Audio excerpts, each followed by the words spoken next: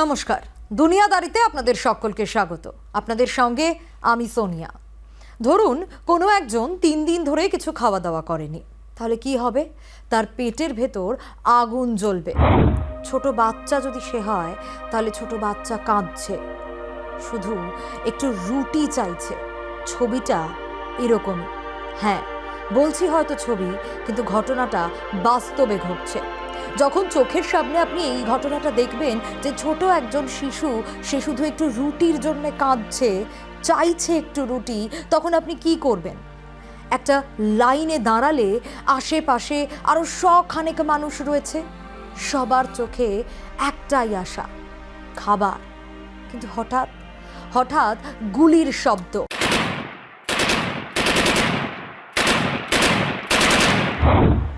তারপর দেখলেন বাচ্চাটা আর আশেপাশে নেই। এই যে ঘটনাটা বললাম, এই ঘটনাটা গাজায় এরকমই হচ্ছে। মানুষ খাবার নিতে গিয়ে মারা যাচ্ছে। আচ্ছা, এটাই কি যুদ্ধ, নাকি আরেক রকমের নীরব গণহত্যা এটা? এই প্রশ্নটা উঠছে তার কারণ এই যে শুরুটা করেছিলাম না, একজন মানুষ ধরুন 3 দিন খায়নি, এরকম একজন মানুষের পেছনে রয়েছে শয়ে শয়ে মানুষ লাইনে দাঁড়িয়ে খাবার চাওয়ার জন্য, খাবার খাওয়ার জন্য দাঁড়িয়ে প্রাণ চলে যাচ্ছে। আজ গাজার এই বাস্তব পরিস্থিতির কথাই তুলে ধরব। যে বিষয়গুলো হচ্ছে আজ সেই বিষয়ে ফোকাস করব আমরা। প্রথম, গাজার ভয়ঙ্কর বাস্তবতা। গত কয়েক মাস ধরে গাজা যেন নরক হয়ে উঠেছে, মৃত্যুপুরী হয়ে উঠেছে। ইসরায়েল গাজার সব দিক বন্ধ করে দিয়েছিল। না খাবার, না জল, না ওষুধ, কিচ্ছু ঢুকতে দিচ্ছিল না ইসরায়েল। 2.3 মিলিয়ন মানুষের মধ্যে লাখ লাখ মানুষ এখন এরকম রয়েছে যারা খেতে পাচ্ছেন না, না খেতে পেয়ে দিন কাটাচ্ছেন। শুধু একটু খাবারের আশায় যখন মানুষ লাইনে দাঁড়ায়, তখনই যেন শুরু হয়ে যায় এক নতুন যুদ্ধ।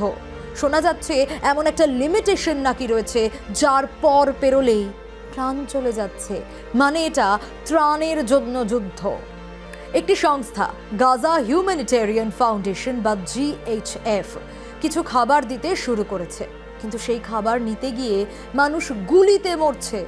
ভাবতে পারেন গাজার সরকারি হিসেব কি বলছে জানেন?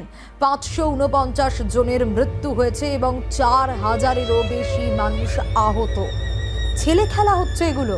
কেন আহত তারা? কেন তাদের মৃত্যু হয়েছে? কারণ শুধু খাবার নিতে গিয়ে। হ্যাঁ, ঠিকই শুনছেন। আচ্ছা, কোন সভ্য দেশে এরকম হয়? এই প্রশ্ন নিশ্চয়ই আপনাদের মনে ঘোরাফেরা করছে। গুলির নির্দেশ দ্বিতীয় পয়েন্টে ফোকাস করতেই হবে।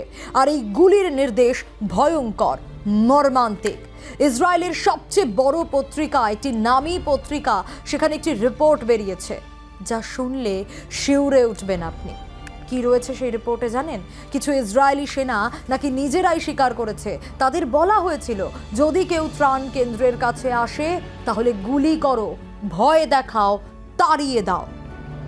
একজন সেনা বলেছেন, আমরা ট্যাঙ্ক থেকে গুলি চালিয়েছি, গ্রেনেড ছুঁড়েছি, অনেকবার দেখা গেছে কুয়াশার মধ্যে থাকা সাধারণ মানুষকেও গুলি করেছি। এটা কি মজা? এটা কি ইয়ার্কি? এভাবে মানুষের প্রাণ কেড়ে নেওয়া যায়? এখানেই শেষ নয়। আর একজন কি বলছে জানেন? বলছে প্রতিদিন অন্তত 1 থেকে 5 জনের মৃত্যু হচ্ছে, তাদের সামনেই মৃত্যু হচ্ছে। তারা বলছেন এটা নাকি কন্ট্রোল বাই ফায়ার, মানে ভয় দেখিয়ে ভিড় ছত্রভঙ্গ করার চেষ্টা। কিন্তু প্রশ্ন উঠছে, যারা ক্ষুধার্ত, কারো কোনো অস্ত্র নেই যাদের কাছে, তারা কেন গুলির কাছে পড়ছে? তাদের কেন গুলি খেতে হচ্ছে? তাদের কেন গুলির সম্মুখীন হতে হচ্ছে? তারা তো নিরপরাধ, তারা তো কিছু করেনি। তাদের অপরাধ, তাদের খিদে পেয়েছে, তারা খাবার চাইছেন। ইসরায়েল কি করতে চায়? আর ইসরায়েল, এই প্রশ্ন বারবার উঠছে। নেতানিয়াহু একজন একরোখা মানুষ এবং যেভাবে নির্মমতা চালাচ্ছেন তা সত্যি ভয়ঙ্কর। এবং এই অপরাধের তদন্ত কি চলছে? এই ঘটনার পর ইসরায়েল কি বলছে জানেন? ইসরায়েল বলছে তারা তদন্ত শুরু করেছে। আচ্ছা, যারা এতটা নির্মম, তারা কি তদন্ত করবে? যারা খাবার চাইতে আসে, ত্রাণ শিবিরে লাইনে খাবারের জন্য দাঁড়ায়, সেই সব মানুষদের যারা মেরে ফেলছে, তাদের কি আদৌ মায়া মমতা কিচ্ছু আছে? ইসরায়েল কি দাবি করছে জানেন? ইসরায়েল দাবি করছে তারা নাকি কখনো সাধারণ মানুষকে টার্গেট করে না। তাদের নিয়মে নাকি এটা নেই যে সাধারণ মানুষকে তারা টার্গেট করবে। কিন্তু যেটা মানুষ দেখতে পাচ্ছে, যেটা গোটা বিশ্ব দেখতে পাচ্ছে, সেটা তাহলে কি? কিন্তু বহু আন্তর্জাতিক সংস্থা বলছে ইসরায়েলের এই তদন্ত নাকি শুধুই দেখাওয়া। তারা সত্যি চাইলে আগেই তো থামাতে পারতো এসব, কিন্তু তারা থামিয়েছে কি? প্রশ্ন উঠছে। গাজা কি বলছে? গাজার পক্ষ থেকে বলা হচ্ছে এটা কোনো বিচ্ছিন্ন ঘটনা নয়, এটা পরিকল্পিত হত্যা, একটা জাতিকে ধ্বংস করে দেওয়ার প্রবণতা, একটা জাতিকে ধ্বংস করে দেওয়ার চেষ্টা। এবং চতুর্থ, নজর রাখতেই হবে, ত্রাণ কেন্দ্রে মৃত্যুর ঘটনা ঘটে যাচ্ছে। ভাবুন তো, শুধু গুলি নয়, গাজায় বোমাও পড়ছে ত্রাণ বিতরণের সময়। কদিন আগেই ডের আল বালাহ শহরে একটা ত্রাণ বিতরণ কেন্দ্রে হামলা চালানো হয়, অভিযোগ ওঠে। কি হয়েছিল সেখানে? মানুষ লাইনে দাঁড়িয়েছিল ত্রাণ নেওয়ার জন্য, হঠাৎ বিস্ফোরণ। এক মা আর মেয়েকে অ্যাম্বুলেন্সে তুলে দেওয়া হয় এবং যিনি তুলেছিলেন তিনি বললেন চারিদিকে শুধু রক্ত, ছিন্ন বিচ্ছিন্ন দেহ, আর্তনাদ, এবং তার গাড়িতে এক মা তার ছোট্ট মেয়ে ছিল, দুজনেই রক্তে ভেসে যাচ্ছে।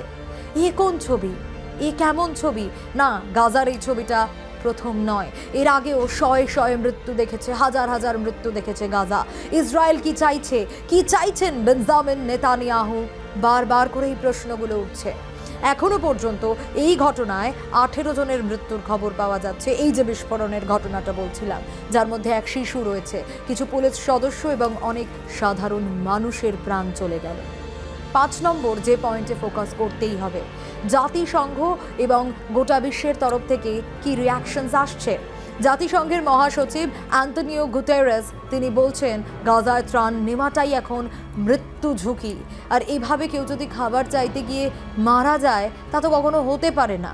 তিনি আরও বলছেন জিএইচএফ এর মাধ্যমে যে ত্রাণ দেওয়া হচ্ছে তা নিরাপদ নয়, বরং সেটা মানুষের মৃত্যু ডেকে আনছে। এদিকে ইসরায়েল বলছে হামাস নাকি ত্রাণ চুরি করে, কিন্তু ইউএন এবং অন্যান্য সংস্থা তা অস্বীকার করেছে। তারা বলছে আমরা নিয়ম মেনেই ত্রাণ দিচ্ছি, কারো হাতে তুলে দিচ্ছি না। শেষে বলতেই হবে, আপনাদের কি মনে হয়? কি মনে করছেন আপনারা? গাজার এই ছবিগুলো প্রশ্ন তুলে দিচ্ছে, যুদ্ধ কি এতটা নির্মম হতে পারে? একটু খাবারের জন্য যদি মানুষকে মরতে হয় তাহলে সেটাকে কি যুদ্ধ বলা যায়? নাকি যুদ্ধের আরেক নামে গণহত্যা চলছে? একটা শিশু যদি খাবারের লাইনে দাঁড়িয়ে প্রাণ হারিয়ে ফেলে তাহলে সেই যুদ্ধের নৈতিকতা কোথায়? প্রশ্ন উঠছে। আর আমরা যারা বাইরে থেকে দেখছি তাদের দায়িত্ব চোখ বন্ধ করে রাখা নয়। এই ভিডিও যদি সত্যি আপনাকে নাড়া দেয় তাহলে শেয়ার করুন, ছড়িয়ে দিন মানুষের মধ্যে। তার কারণ মানুষ খাবার চাইলেই গুলি খাবে, এটা মানবতার জন্য লজ্জা। যদি আমরা চুপ করে থাকি তাহলে আমরাও সেই অন্যায়ের সঙ্গী হয়ে থাকব।